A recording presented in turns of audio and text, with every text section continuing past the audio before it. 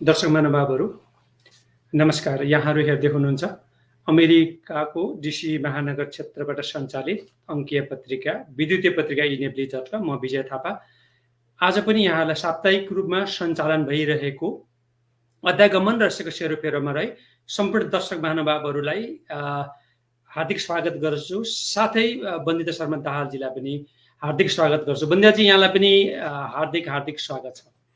नमस्कार विजय दाई, नमस्कार हाम्रो समस्त दर्शकहरू। हाम्रो सधैँ हाम्रो इनेप्लिजबाट आउने दाहाल एन्ड एसोसिएट्स र इनेप्लिजको तर्फबाट इमिग्रेसनको सेगमेन्ट हेरिदिन दर्शकहरूलाई प्रति हामी आभारी छौँ।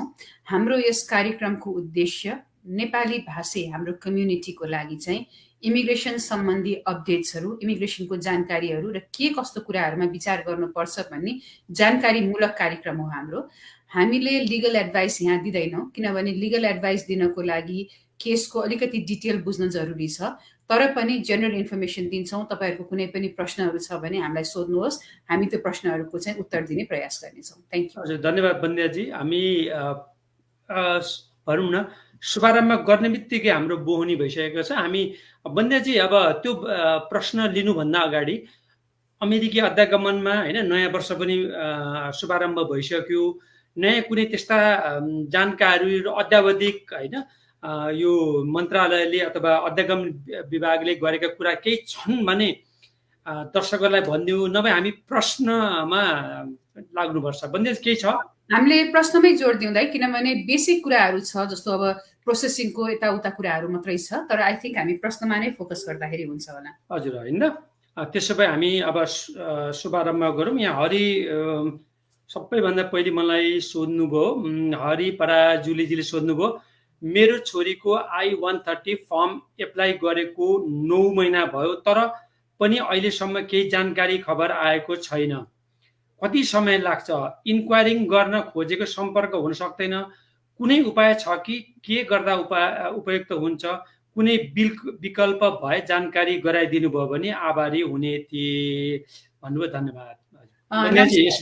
नमस्कार हरिजी। पहिलो कुरा, फ्यु थिङ्सहरू तपाईँले याद गर्नुपर्ने कुराहरू चाहिँ, तपाईँ युएस सिटिजन हो कि ग्रिन कार्ड होल्डर हो, तपाईँले कुन क्याटेगोरीबाट अप्लाई गर्नुभएको छ, कुन सर्भिस सेन्टरमा तपाईँको केस छ त्यो हुन्छ।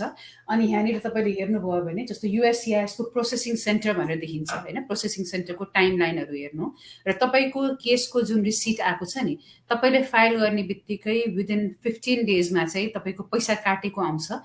यही प्रश्नमा मैले एउटा भन्न चाहेँ कि सबैजनाले तपाईँले युएससिआइएसलाई पैसा पठाउँदाखेरि मनी अर्डर भन्दा आफ्नो पर्सनल चेक पठाउने प्रयास गर्नु। त्यो भयो भने कस्तो हुन्छ भने उनीहरूले कुन मितिमा पैसा काट्यो भन्ने कुरा पनि तपाईँहरूलाई जानकारी हुन्छ।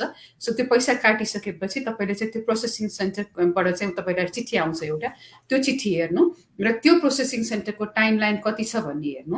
यदि तपाईँको टाइम लाइन त्योभन्दा भित्र छ भने कुर्नुपर्ने हुन्छ। तर तपाईँको टाइम लाइन लेट्स से तपाईँको चाहिँ जुलाई 10, 2020 छ र अहिले केस त्यहाँनिर चाहिँ सेप्टेम्बर 10, 2020 को भइसक्यो भने चाहिँ तपाईँहरूले एक्सपेडाइट गर्नको लागि रिक्वेस्ट गर्न सक्नुहुन्छ। Thank you. हजुर बन्दाजी, अब हामी भटाभट प्रश्नमै जाउँ।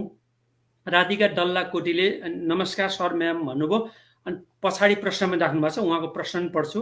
जयन्ता पाण्डेजीले पनि हजुर नमस्कार भन्नुभयो। यान शर्मा शेर्पा भन्ने फ्रान्सबाट पनि सधैँ गरिरहनुहुन्छ, हाम्रो ग्राहक पनि हो। राधिका डल्लाकोटीले के भन्नुभयो भने, ma'am my I-130 case is reviewed by USCIS last 7 months ago, and now we query through mail and they reply through mail on December 21, 2021. You or your representative contacted USCIS concerning your I-130 to notify us that we have not received your approval notice that our electronic system show was sent to you. Below is the summary of what we found and how the issue has been or maybe resolved. Now what should we next step भनेर संकटमा परेको कुरा गर्नु। Question तपाईँलाई response आएको भनेको उनीहरूले हेरेर पठाएको छ होइन, तपाईँले यहीँ इमेलमै तपाईँले देख्नुहुन्छ। बिलो इज द समरी भनेको छ। त्यो समरी के भनेको छ त? तपाईँले यहाँ समरी त लेख्नु भएको छैन। उनीहरूले इमेलको तलपट्टि चाहिँ समरी यो हो भनेर लेखा हुन्छ, कहिलेकाहीँ चाहिँ के भने हुन्छ, we been reviewing your case भने हुन्छ, कहिलेकाहीँ we have requested the document भने हुन्छ, कहिलेकाहीँ we have approved your case, will send you approval लेखा हुन्छ। त्यो समरीको तलपट्टि लेखा हुन्छ, एकचोटि क्लियरली हेर्नु होला। तपाईँलाई डिटेल चाहिन्छ भने, किनभने हामीले प्रोग्राममा त मैले अब तपाईँलाई बेसिक इन्फर्मेसन दिन सक्छु, अरू इलाबोरेसन केही चाहिन्छ भने मलाई त्यो इमेल पठाएर मैले डिटेलमा तपाईँको हेर्न सक्छु। तर उनीहरूले समरी तपाईँलाई पठाइसक्यो भनेपछि तलपट्टि त्यो केसको प्रोसेसिङ स्ट्याटस चाहिँ तपाईँलाई हाल्दै हुन्छ। हजुर, बन्दाजी थुप्रैजनाले यहाँ अब किरण अधिकारीजीले हेरेरमा छ, प्रकाश तिवारीले नमस्ते बोथ अफ यू, एक गाडी पौडेलजीले नमस्कार भन्नुभयो, तेज थापाले नमस्कार भन्नुभयो, विश्व सिग्देलजी भन्नुहुन्छ, विश्व दाईले पनि हेरेनमा छ, विश्व सिग्देलजी, गिरिराज भान्डे, विदुर भान्डे, यज्ञ परि, एक गाडी पौडेलले पनि नमस्कार बोथ अफ यू भन्नुभयो, गणेश सुनवारले पनि नमस्ते भन्नुभयो, सबैजनाको नमस्कार, नमस्तेमा। हजुर, अब तेज थापाले अर्को प्रश्न सोध्नुभयो, I am a applicant and I had my interview on 17 November 2021. My visa had been approved and handed me a visa approval card. And then I was asked to collect my passport within a month, but it was more than 7 weeks. The date of my case has been changed for 3 times, but it is still showing refused. Sir, shall I submit any additional document? भनेर सोध्नु बन्याजी। उनीहरूले additional document नमागिकन त तपाईँले के पठाउनुहुन्छ र? So अहिले भनिसकेपछि तपाईँलाई चाहिँ अप्रुभल भइसक्यो।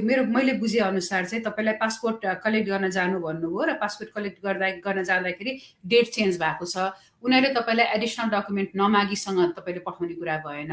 जेनरली मेरो अनुभव चाहिँ अराउन्ड 60 दिन तपाईँको यसरी पासपोर्ट उनीहरूले लिएको अराउन्ड 60 डेज जतिमा चाहिँ कन्ट्याक्ट तपाईँलाई आउँछ। मेबी इमेल पठाउनु, एकचोटि एम्बेसीलाई तपाईँले इमेल पठाएर आइड लाइक टु नो, मेरो चाहिँ म कहिले लिन जाउँ भनेर पठाउनु। अब अहिले कुन सर्कमस्टेन्सेसले गर्दाखेरि डेट चेन्ज भएको हुनसक्छ, maybe there be solve. Thank you. अर्को प्रश्न छ, गणेश सुनवारले सोध्नुहुन्छ, अहिले पनि टिपीएस एप्लाई गर्न मिल्छ होला हजुर भनेर सोध्नु। टिपीएस को तपाईँको यदि प्राइमा फेसी भनेको पहिलोचोटिमा नै तपाईँको स्ट्याटस यदि मिट गर्थ्यो भने तपाईँ 2015 को जुलाईभन्दा पहिला आउनु भएको थियो र त्यो बेलामा आएर तपाईँले टिपीएस अप्लाई गर्नु भएको थिएन भने लेट फाइलिङ भनेर अहिले पनि ट्राई गर्न मिल्छ। तर 2015 को जुलाईभन्दा पछि तपाईँ आउनु भएको थियो भने अहिलेको नियम अनुसार टिपीएस अप्लाई गर्न मिल्दैन। यदि टिपीएस को लागि रिरेजिस्ट्रेसनको डेट आयो भने त्यो पनि एउटा पोसिबिलिटी छ, तर आएपछि हामी तपाईँलाई कार्यक्रम मार्फत जानकारी अवश्य पनि दिन्छौँ। धन्यवाद।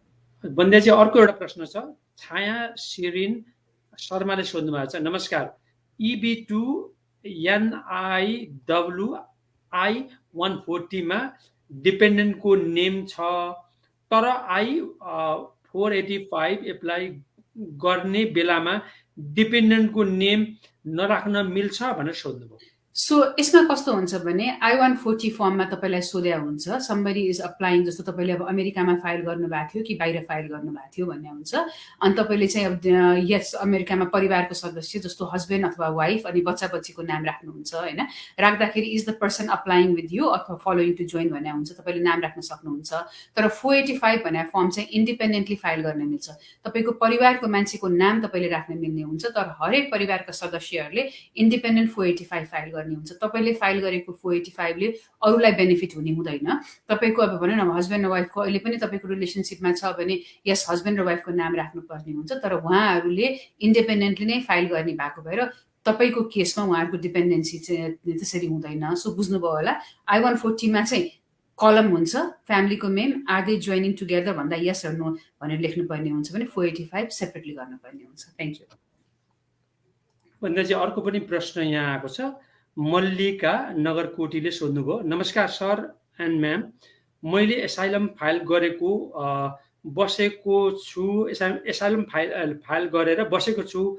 यदि मैले होइन नेपालमा मनी सेन्ड गर्नु पर्यो भने कतिसम्म सेन्ड गर्न मिल्छ होला भनेर उहाँको केही जिज्ञासा। यो चाहिँ अब इमिग्रेसनको भन्दा फाइनेन्सियल एस्पेक्टको भयो होइन। तपाईँले त्यो चाहिँ अब लोकल तपाईँको कुन सेन्टरबाट कसरी तपाईँले पठाउनु हुँदैछ, मनीग्रामबाट कि कहाँबाट उनीहरूसँग सोध्नु। अमेरिकामा चाहिँ लाइक असाइलम फाइल गरेर तपाईँको वर्क पर्मिट लिएर बसेपछि तपाईँले लिगल्ली काम गरिरहनु भइसकेपछि तपाईँको पैसाले तपाईँले एज लङ एज तपाईँले यहाँ ट्याक्स तिर्नु भएको छ तपाईँले जे गर्न पनि हुन्छ, जति पठाउँदा पनि प्रब्लम छैन। तर उनीहरूको लिमिटेसन के छ त्यो चाहिँ मनी सेन्ड गर्ने अर्गनाइजेसनहरूसँग ब्याङ्कहरूसँग त्योसँग सोध्नुपर्ने हुन्छ। धन्यवाद। अर्को प्रश्न छ दिनेश थापाले, नमस्कार हजुर, I-130 एप्लाई गर्न इन्कम $22,000 विथ ट्याक्स के विदाउट ट्याक्स हो आउने आउट अफ कन्ट्री भएको स्पाउसको I-130 एप्लाई गरेपछि के स्ट्याटस सिङ्गल हुन्छ कि भनेर सोध्नु। सो अलिकति कन्फ्युजिङ छ, तर म तपाईँलाई भनिदिन्छु। यो चाहिँ कस्तो भने I-130 अप्लाई गर्दा भन्दा पनि सेकेन्ड फेजमा जब तपाईँले चाहिँ नेसनल भिजा सेन्टरमा तपाईँको केस गइसकेको हुन्छ, अमेरिकामै भएको बेनिफिसियरी छ भने चाहिँ एकैचोटि 864 गर्दाखेरि हो होइन, दुईजनाको इन्कम अराउन्ड 22,000 जति हुनुपर्ने हुन्छ। त्यो चाहिँ तपाईँको ट्याक्सेबल इन्कम, फाइनल इन्कम त्यति हुनुपर्ने हुन्छ। अरू सोर्सहरू पनि देखाउन मिल्छ, तर मेरो अनुभवमा चाहिँ कस्तो छ भन्दाखेरि तपाईँको इन्कम सोर्स देखाउँदाखेरि तपाईँलाई सजिलो हुने हुन्छ र तपाईँले ट्याक्स भर्दाखेरि हुन त म ट्याक्सको एक्सपर्ट होइन, तपाईँले ट्याक्सकै मान्छेसँग कुरा गर्नु, तर तपाईँले चाहिँ बाहिर भएको मान्छेको यदि married filing single married filing separately गर्न सक्नुहुन्छ, सिङ्गल भन्नुभन्दा पनि म्यारिड फाइलिङ सेपरेटली गर्न सक्नुहुन्छ, तर ट्याक्सको एक्सपर्टहरूसँग यो कुरा सोध्नु होला। धन्यवाद। हजुर बन्देजी, अर्को पनि एउटा प्रश्न छ। एम महतले सोध्नुभयो, नमस्कार both of you. Bandita ma'am, my question चाहिँ मेरो साथीले एकतर्फी डिभोर्स गर्न खोजिराखेको छ, के त्यो सम्भव छ? प्लिज भनिदिनुहोस् न भन्नुभएको छ। मेरो लिमिटेसन चाहिँ मैले इमिग्रेसनको मात्रै प्र्याक्टिस गर्छु होइन। डिभोर्सको चाहिँ कस्तो हुन्छ भने तपाईँको अब कहाँ हुनुहुन्छ उहाँहरू, नेपालमा हुनुहुन्छ कि अमेरिकामा हुनुहुन्छ? अमेरिकामा चाहिँ कस्तो हुन्छ भने हरेक स्टेटहरू पछि डिफ्रेन्ट रुलहरू हुन्छ।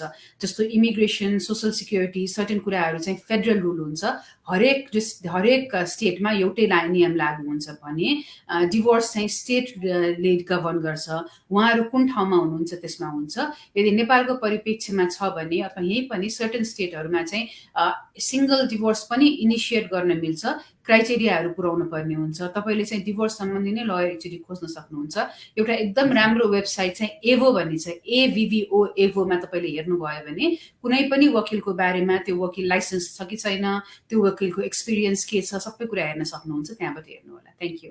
हजुर बन्दाजी, अर्को यहाँ चाहिँ बसन्त गौतमजीले नमस्कार विजयजी एन बन्दिता म्याम भन्नुभएको छ। लीला केसीले पनि नमस्ते भन्नुभएको छ। राजन सुनमार, रविना मुटबरी, उदयसिंह, थुप्रैजनाले हामीलाई हेर्नुमा चाहिँ ईश्वरी आचार्यजी सबैभन्दा पहिले नियमित रूपमा हेर्ने हाम्रो ग्राहक पनि हुनुहुन्छ। अनिता विष्ट हुनुहुन्छ, थुप्रैजना हुनुहुन्छ। नमस्कार कृष्ण घिमिरे नमस्कार भन्नुभयो। अनि हजुर विक्रम थापाले प्रश्न सोध्नु भएको छ। हाई नमस्ते, can anyone travel outside the USA with travel document when someone in a process of status adjustment through TPS भनेर सोध्नुभयो।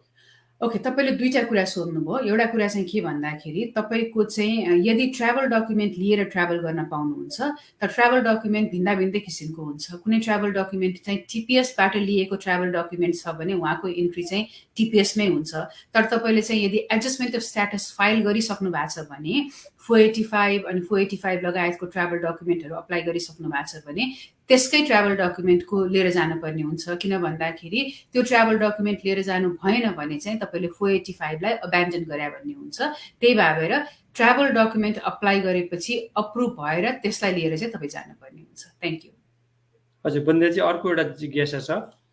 ढुङ्गाना यज्ञले सोध्नु भएको छ। नमस्कार म्याम, ग्रान्डसनको सिटिजन भइसकेको छ अनि if he want to apply for his grand mom कति टाइम लाग्ला प्रोसेसमा भनेर सोध्नु।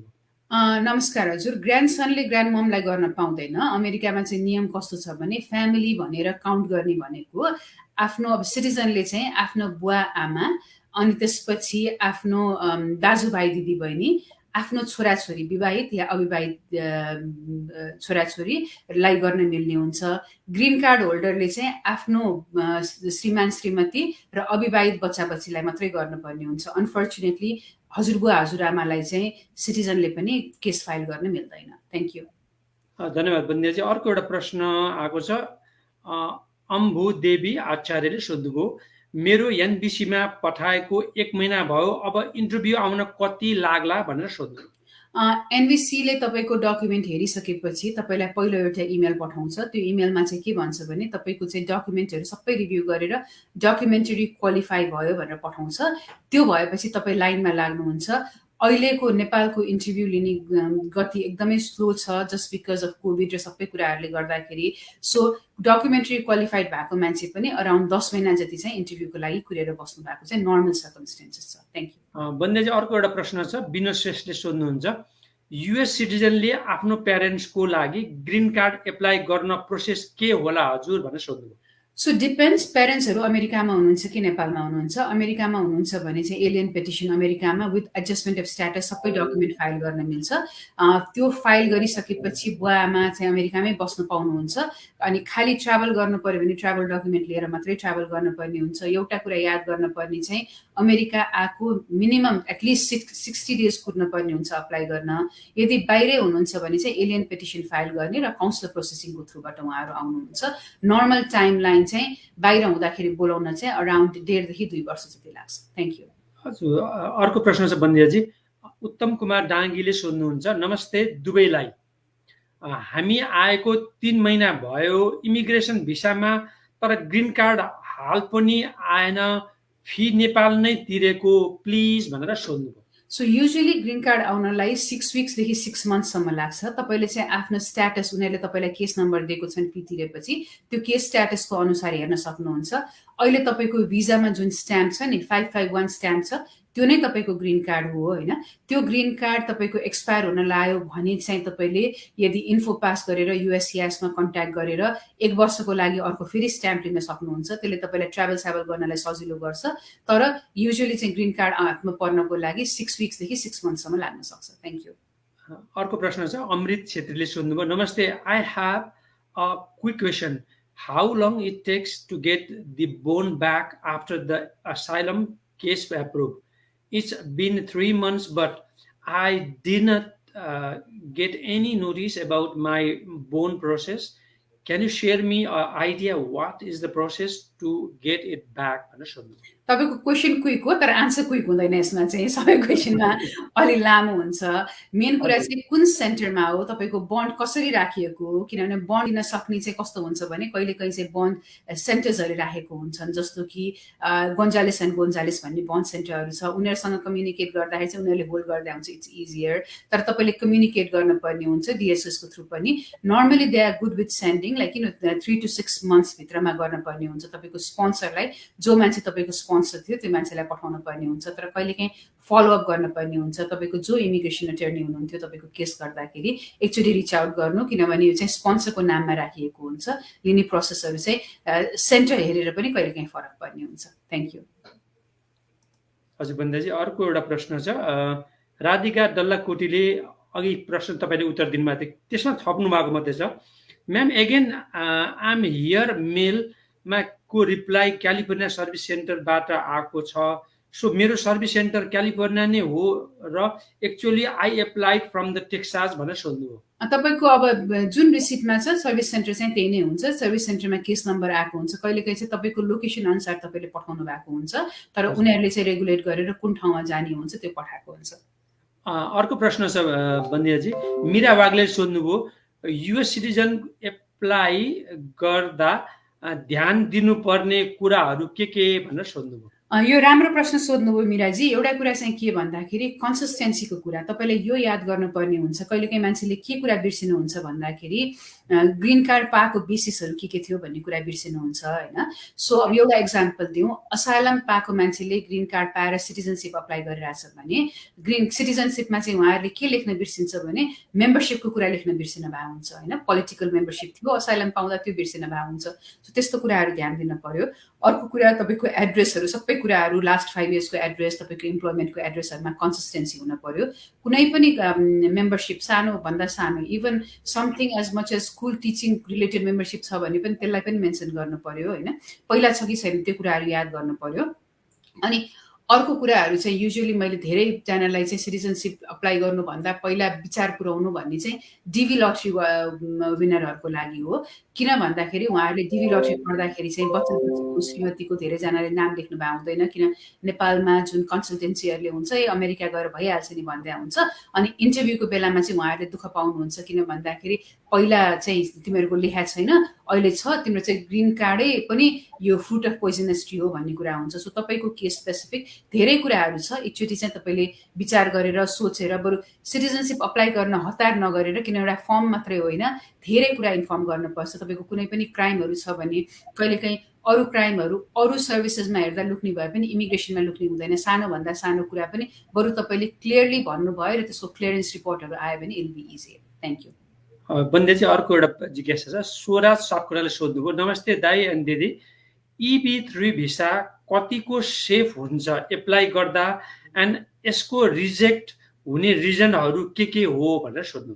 सो EB3 भने चाहिँ लाइक यो सेफ हुन्छ in the sense as long as employer र इम्प्लोइको निडहरू मिल्यो भने इम्प्लोयरले अप्लाई गर्न पर्ने भयो। इम्प्लोयरले जुनै पनि इम्प्लोयरले गर्न सक्छ, सानोभन्दा सानो इम्प्लोयरले पनि, एज लङ एज इम्प्लोइलाई दिन सक्ने ट्याक्स उसको चाहिँ प्रफिटमा छ भने दिन सक्ने हुन्छ।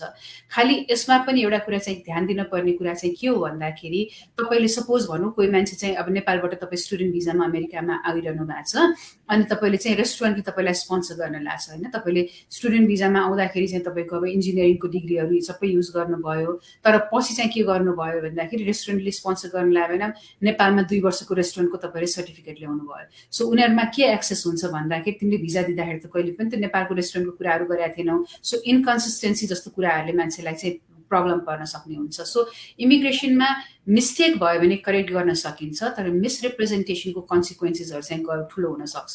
सो त्यो ध्यान दिनुपर्ने हुन्छ। र इम्प्लोयर त कहिलेकाहीँ कस्तो हुन्छ भन्दाखेरि सानै इम्प्लोयरले पनि तपाईँलाई मेन कुरा चाहिँ क्ल्यारिटी हुनु पर्यो तपाईँलाई, लाइक एभ्री स्टेपमा। तपाईँले भनौँ न मास्टर्सै गरे मान्छेलाई पनि कम लेभलमा काम गर्छु भन्दा इट्स योर चोइस, तर तपाईँले कसरी सर्भाइभ भयो भन्ने कुरा प्रुभ गर्न सक्नु पर्यो। So it's doable. रिजेक्ट हुने चान्सेसहरू भने चाहिँ employer, if the employer is not capable of supporting you. अनि अर्को कुरा चाहिँ इम्प्लोयर र इम्प्लोइको बिचको रिलेसनसिप। कहिलेकाहीँ चाहिँ कस्तो नि आफ्नो दाजुभाइले यदि इम्प्लोयर भएर फाइल गरेका छौँ भने उनीहरूले जस्टिफाई कसरी तपाईँलाई नै हायर गर्यो भन्ने कुराको जस्टिफिकेसन अलिकति गाह्रो हुने भयो। There are few things to take care of. Thank you. Anita विष्टले सोध्नुहुन्छ, नमस्कार, मेरो बुवा ग्रिन कार्ड स्ट्याम्पमा आउनु भएको छ, मामीको इन्टरभ्यूमा बोलाएको छैन, एक्सपिडाइट गर्ने उपाय केही छ? बुवा नेपाल कति मन्थमा फर्कन मिल्छ होला? थ्याङ्क यू भनेर सोध्नु। सो दुईटा कुरा सोध्नुभयो। एक्सपेडाइट गर्नको लागि तपाईँको आफ्नो पर्सनल सिचुएसनहरू के छ त्यो हेरेर गर्न मिल्ने भयो होइन। तर अहिलेको बेलामा चाहिँ सबैजनाले मान्छेले एक्सपेडाइट गरिरहेको भएर मेडिकल रिजन, ह्युम्यानिटेरियन रिजनमा पनि उनीहरूले दिन अलिकति गाह्रो मानिरहेछ। तपाईँको बुवा चाहिँ लाइक अहिले नै पनि फर्किन सक्नुहुन्छ, जति चाँडै पनि हातमा सकभर ग्रिन कार्ड लिएर फर्किनु भयो भने आउनलाई सजिलो हुन्छ। यदि हातमा ग्रिन कार्ड लिन भ्याउनु भएको छैन भने मैले अघिको प्रश्नमा भनेको जस्तै पासपोर्टमा छप लगाएर 1 वर्षसम्म गर्नु होला।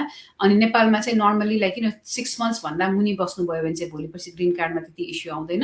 6 मन्थ्स भन्दा बढी बाहिर बस्नुभयो भने चाहिँ green card file citizenship file गर्दाखेरि इस्यु हुन सक्ने हुन्छ। सो फ्यु थिङ्स ध्यान दिनुपर्ने हुन्छ। Thank you. बन्देजी अजय सिल्भाले सोध्नुभयो, my case I-130 was reviewed July 20, 2021. Still nothing update with my case. What should I do now? And any suggestion, ma'am? भनेर सोध्नुभयो। सो तपाईँको रिभ्यू भएको छ, तर तपाईँले अप्लाई गरेको डेट एकचोटि हेर्नु। अप्लाई गरेको डेट अनुसार यदि प्रोसेसिङ डिले भएको छ भने तपाईँले चाहिँ सर्भिस सेन्टरमा एक्सपिडाइट गर्नको लागि भनेर रिक्वेस्ट गर्न सक्नुहुन्छ। यिनीहरूको चाहिँ रिभ्यूको डेट भन्दा पनि तपाईँको फाइलिङको प्रोसेसिङ डेट अनुसार उनीहरूले चाहिँ दे लुक इन्टु द्याट। अर्को प्रश्न छ, हेम घिसिङ तामाङले सोध्नुहुन्छ, B1 B2 भिसा रिएप्लाईमा रिजेक्ट भयो because extension of my stay was pending in 2015. When she stayed for 8 months, now there is no receipt to show proof nor payment proof भनेर सोध्नुभयो।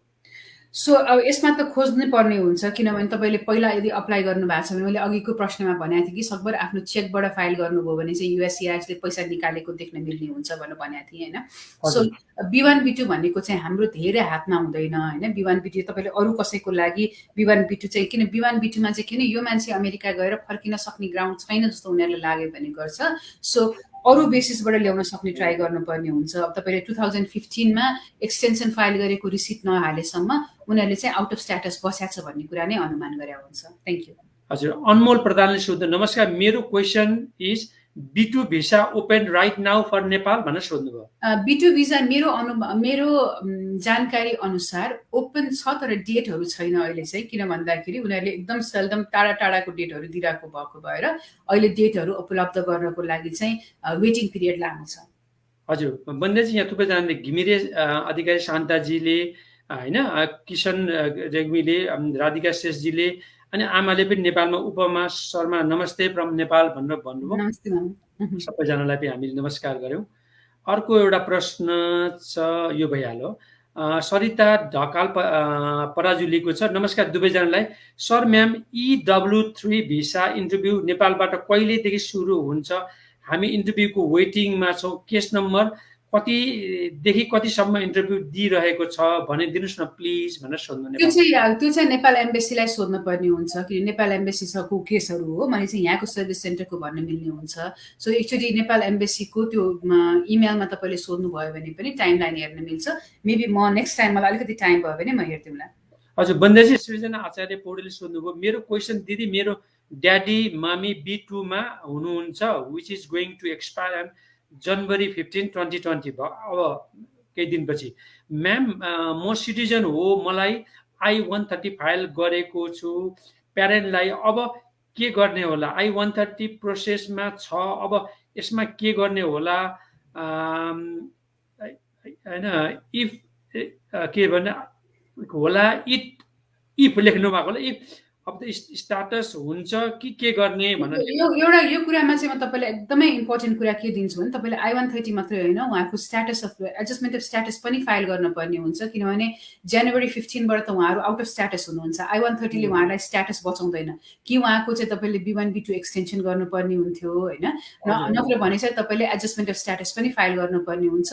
10 दिन मात्रै छ, अलिकति क्रिटिकल्ली हेर्नु होला। यसमा चाहिँ तपाईँले डिटेलमा नै कुरा गर्नुपर्ने हुन्छ। विनोद पोखरेल मजगैयाले नेपालबाट सोध्नुभयो। यो कहिलेका हाम्रो यहाँ साहित्यकार पनि हो, इनेप्लिजमा हाम्रो लेख पनि लेखिरहनुहुन्छ। के भन्नुभयो भने ट्राभल डकुमेन्ट एक्सपिडाइट गर्न मिल्छ, यहाँ एप्लाई गरेर फिङ्गरप्रिन्ट नेपाल गएर दिन मिल्छ कि मिल्दैन? जानकारी पाए आभारी हुने थिए भनेर। ट्राभल डकुमेन्ट चाहिँ अप्रुभ नभइकन हिँड्न मिल्दैन। यहाँ एक्सपिडाइटलाई भन्न मिल्छ। खालि एउटै मान्छे ट्राभल डकुमेन्टको त्यही फर्म युज गरेर रिएन्ट्री पर्मिट भन्ने मान्छेहरू, जो मान्छे चाहिँ ग्रिन कार्ड होल्डर हुन्छन्, उनीहरूले चाहिँ यहाँ अप्लाई गरेर फिङ्गरप्रिन्ट दिएर नेपाल जान मिल्छ। तर त्यो बाहेक अरू कुनै पनि मान्छेले ट्राभल डकुमेन्ट अप्रुभल नभइकन नेपाल गयो भने 485 फाइल गरेर पेन्डिङ छ भने त्यो पनि रिजेक्ट हुन्छ, अब्यान्डनमेन्ट भएर। टिपिएसको मान्छे छ भने पनि आउन गाह्रो हुन्छ। ल विनोद पोखरेलजी, तपाईँले पनि सुनिरहनु भएको छ, हेरिरहनु भएको छ। कविता र लेख चाहिँ पठाउनु होला, अहिले नै भनिहालेँ। निना पाखरेनजीले पनि हेरिरहनु भएको छ। सृजना आचार्य पौडेलले सोध्नुभयो, भिसा सकिन लाग्यो B2 को, अब के गर्ने होला भनेर सोध्नु। मैले अघिको प्रश्नमा उहाँलाई माथि मैले आन्सर दिइसकेको छु। उहाँले चाहिँ I-130 मात्रै गरेर हुँदैन, एडजस्टमेन्टै फाइल गर्नुपर्ने हुन्छ। प्रकाश अधिकारीले good evening and good morning दुवैजनालाई भनेर एकदम हाम्रो नेप्लिजको नेपालदेखि नै सधैँ हेरिरहने हो, नमस्ते भन्नुभयो। बन्देज अलिकति हामी दौडाउँ है त। अब त 2 मिनेट मात्रै छ त, हामीसँग टाइमै छैन। मीरा वाग्लेले सोध्नुभयो, मेरो हस्बेन्डको केस NBCमा छ, डकुमेन्ट्री क्वालिफाइड भएको 1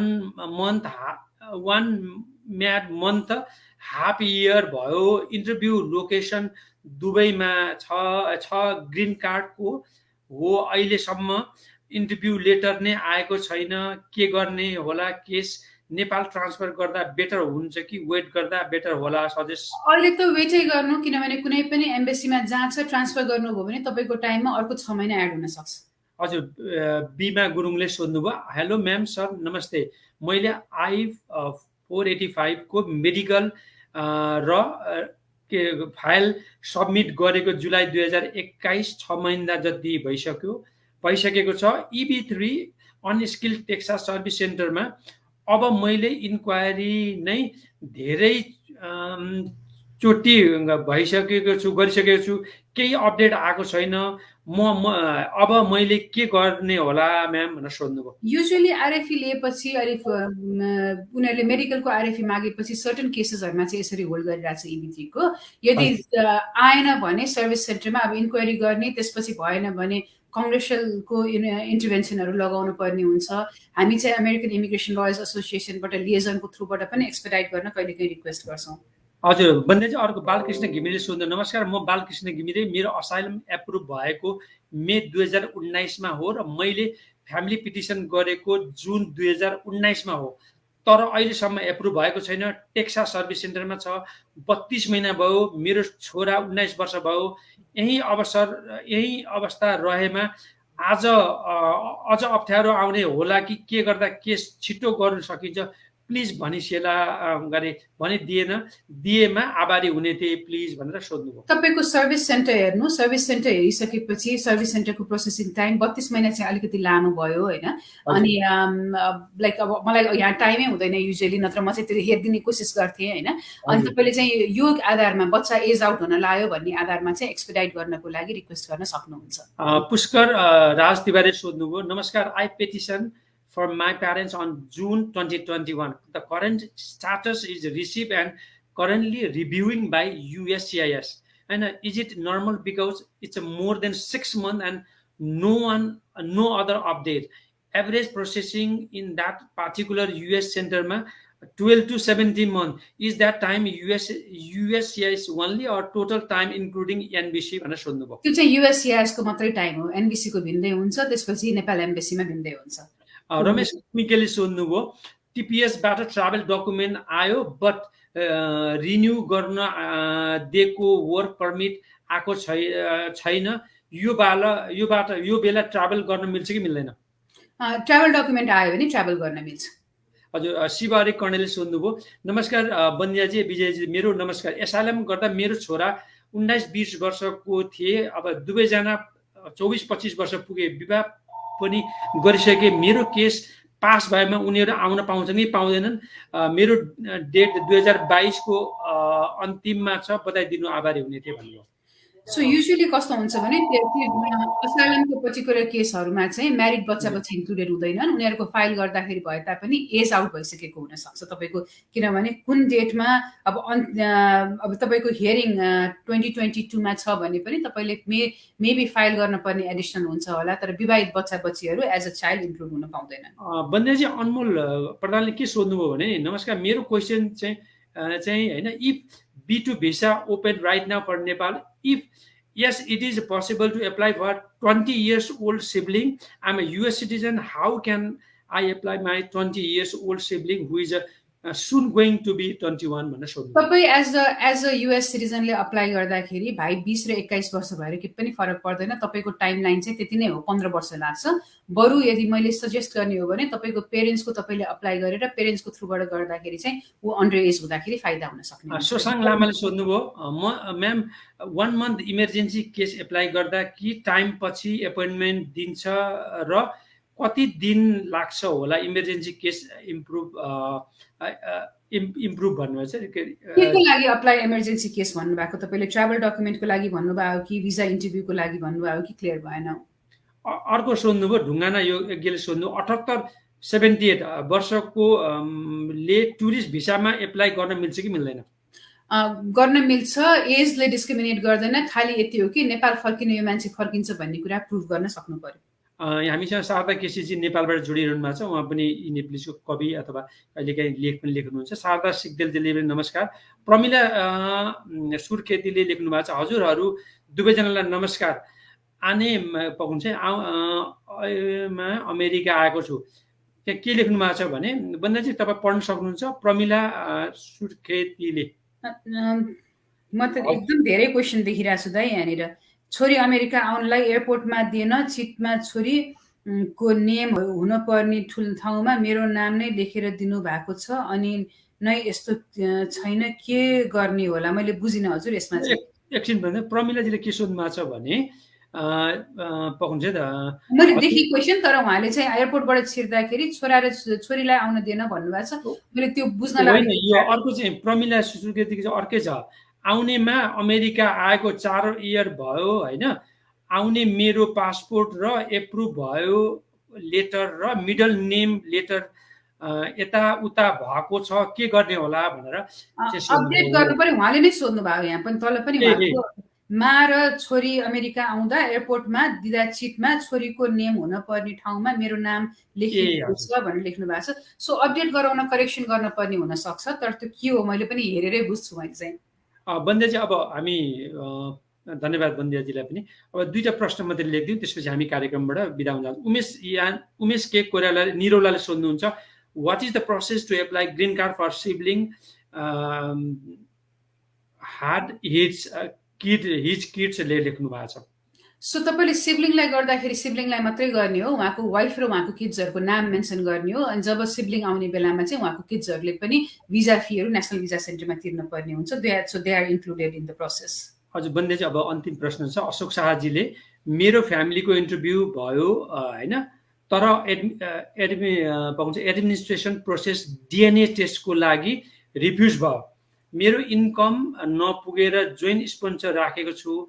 अहिले मेरो एनबिसी केस नम्बर चेक गर्दा I865 इजी इनकम्प्लिट मिसिङ ब्यान्च त्यो भरेर होइन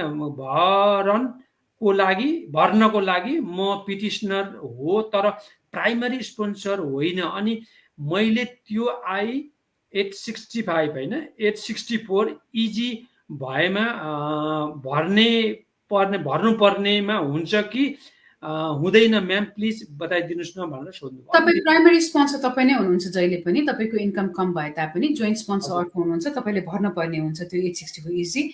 किनभने यहाँबाट मैले भर्दाखेरि तपाईँको मलाई अलिकति डिटेलमा पनि यो हुँदैन, एकदम छिटो छिटोमा भइरहेछ हाम्रो होइन। तपाईँको चाहिँ अब कुन आधारमा तपाईँको कति इन्कम कम भएको थियो, लास्ट इयरको कम भएको थियो भने अहिले 2021 मा इनफ हुन्छ कि, त्यो सबै कुराहरू हेर्न पर्ने हुन्छ। बन्देजी, म यहाँ एकजनाले सोध्नु भएको छ कि प्रमिला सुर्केदीले प्लिज सेयर गरिदिनु होला तपाईँको how can I contact you ma'am भनेर मिरा बागले सोध्नु भएको छ। उहाँको नम्बर तपाईँको म लेख्दिन्छु होइन, 703 703-532-3575 हाम्रो अफिसको नम्बर हो। टेक्स्ट अथवा कल गर्न सक्नुहुन्छ। 532-3575 होइन, 703-532-3575। ल हजुर, मैले उहाँको नम्बर दिएँ। थुप्रैजनाले उमेश के नेरोलाजीले थुप्रैजनाले हेरिरहनु भएको छ। विनोद पोखरेलजीले चाहिँ फेरि के सोध्नुभयो, अन्तिममै उहाँको एकपल्ट पढिदिउँ। ग्रिन कार्ड होल्डर हरेक पटक नेपाल गएर 1 वर्षभित्र आउँदा इमिग्रेसन अप्ठ्यारो पर्छ कि हुन्छ कि हुँदैन?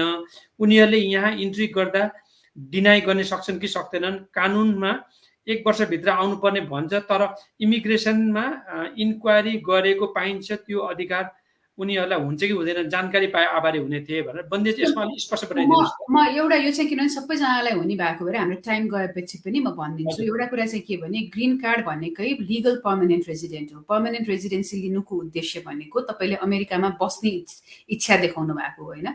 यहाँ बस्ने भनेपछि यहाँ काम गर्ने, यहाँ ट्याक्स पे गर्ने, यहाँ घर ओन गर्ने अथवा भेहिकलहरू ओन गर्ने, त्यो कुरा गर्न पर्ने हुन्छ। तर तपाईँ हरेकचोटि लामो समय बाहिर बस्ने भन्ने बित्तिकै उनीहरूले डाउट गर्न सक्छ कि यो मान्छेले पर्मानेन्ट रेजिडेन्सी मेन्टेन गर्न खोजेको छैन भनेर। अब तपाईँ कतिजना मान्छेको कामै व्यापारी हुन्छ, जाने आउनेमा प्रब्लम छैन, तर बाहिरको रेजिडेन्सी बढी भयो भने चाहिँ तपाईँलाई असर पर्न सक्छ र क्वेसन सोध्न सक्छ होइन। जेनरली चाहिँ के भन्दाखेरि फ्रिक्वेन्ट ट्राभल इज ओके, तर एक्सटेन्डेड ट्राभल एकचोटि होइन, दुईचोटि होइन, धेरैचोटि भयो भने क्वेसन गर्न सक्छ। यसको विकल्प के छ भने तपाईँलाई होइन मलाई बाहिरै बसेरै म काम गर्नु छ भने बरु तपाईँले रिएन्ट्री पर्मिट अप्लाई गर्नु, एकचोटिमा 2 वर्ष बाहिर बस्न सक्नुहुन्छ। That's doable. अर्को कुरा चाहिँ के छ भने तपाईँले चाहिँ 6 महिनाभन्दा कम बाहिर बस्नु भएको छ भने तपाईँको सिटिजनसिपहरूको लागि पनि इम्प्याक्ट हुँदैन, तर 6 महिनाभन्दा बढी बस्नु भएको छ भने सिटिजनसिप भर्ने बेलामा पनि अफिसरले तपाईँलाई दुःख दिन सक्ने हुने भएको भएर त्यो कुरामा तपाईँ क्लियर हुन जरुरी छ। हजुर, एकपल्ट बन्देजी दर्शकहरूलाई भनिदिनु, दर्शकहरूले सबैलाई अहिले एकपल्ट जानकारी गराउन चाहन्छु। तपाईँहरूले धेरै जस्तो प्रश्न सोध्नेहरू चाहिँ रोमनमा लेख्नुहुन्छ, साह्रै अप्ठ्यारो हुन्छ। तपाईँहरूले देख्नुभयो हामीले चाहिँ तपाईँले मकालु यातायात जस्तो होइन, अग्नि यातायात जस्तो हामीले द्रुत गतिमा पढ्नुपर्ने हुन्छ, किनभने तपाईँहरूको लागि भनेको नछुटोस् भनेर होइन। तपाईँहरूले बरु एउटा पन्नामा लेखेर बरु त्यसलाई खिचेर पठाउनु भयो भने चाहिँ म नेपालीबाट छिटो पढेर नि 5-7वटा प्रश्न बेसी पढ्न सकिन्छ। यो तपाईँले रोमनमा लेखेपछि तपाईँले देखिहाल्नु, बन्दिदाजीले पनि पढ्न सक्नु भएन, मैले पनि पढ्न सकिनँ, अप्ठ्यारो स्थिति हुन्छ। आगामी दिनमा सकिन्छ भने नेपालीमा लेखेर प्रश्न सोध्नु होला। आजलाई हामी यस कार्यक्रमबाट बिदा हुन चाहन्छौँ। दर्शक महानुभावहरू, तपाईँहरू कति प्रश्नहरू 2-4वटा प्रश्न हामीसँग त्यसलाई सम्बोधन गर्न सकेन, किनभने हाम्रो समय हामीले करिब 10 मिनट तपाईँहरूलाई ज्यादा दिएका छौँ। यति भन्दै कार्यक्रमबाट हामी बिदा हुन चाहन्छौँ। बन्दियाजी के भन्न चाहनुहुन्छ अन्तिममा? पहिलो होइन, धन्यवाद सबैजनालाई, धेरैले प्रोग्राम हेर्नु भएको छ र यो 1-2 जना मान्छेले चाहिँ के पनि लेख्नु भएको रहेछ भने हाम्रो उद्देश्य नेपालीहरूलाई विदेशमा गर्न दलाली गर्न खोजेको होइन। हाम्रो उद्देश्य चाहिँ अमेरिकामा बस्न खोज्ने मान्छेहरू, किनभने अमेरिकामा विदेशबाट हरेक ठाउँबाट मान्छे आउँछन्। हामी पनि इमिग्रेन्टै हो, यो देश इमिग्रेन्टहरूले नै बनाएको छ। तर यो देशमा बस्दाखेरि चाहिँ आफ्नो कानुनको बारेमा जान्न जरुरी छ, आफ्नो भाषामा जान्न जरुरी छ। नेपालमै बस्ने मान्छेलाई अमेरिकामा आउनु उकासेको हाम्रो कार्यक्रमको उद्देश्य होइन। हाम्रो कार्यक्रमको उद्देश्य भनेको यहाँ अप्ठ्यारोमा परेको मान्छेहरूलाई चाहिँ सहज जानकारी दिन हो होइन। सो अब सबैजनालाई त मन पर्न सक्दैन, द्याट्स ओके। तर जो मान्छे प्रब्लममा पर्नु भएको छ, सानो सानो मिस्टेकले गर्दाखेरि उहाँहरूले चाहिँ धेरै कन्सिक्वेन्सेस गर्ने भएर हाम्रो उद्देश्य चाहिँ त्यो हो। सो वी आर ह्याप्पी तपाईँहरू धेरैजनाले हेर्नु भएको छ। हाम्रो आगामी दिनमा पनि हेर्नु होला र हामीलाई तपाईँको सल्लाह सुझाव के छ त्यो दिनु होला। त्यति भन्दै I think will meet you again Wednesday, अर्को नेक्स्ट वेन्सडे 8 बजे फेरि भेटौँला। धन्यवाद। नमस्ते, धन्यवाद।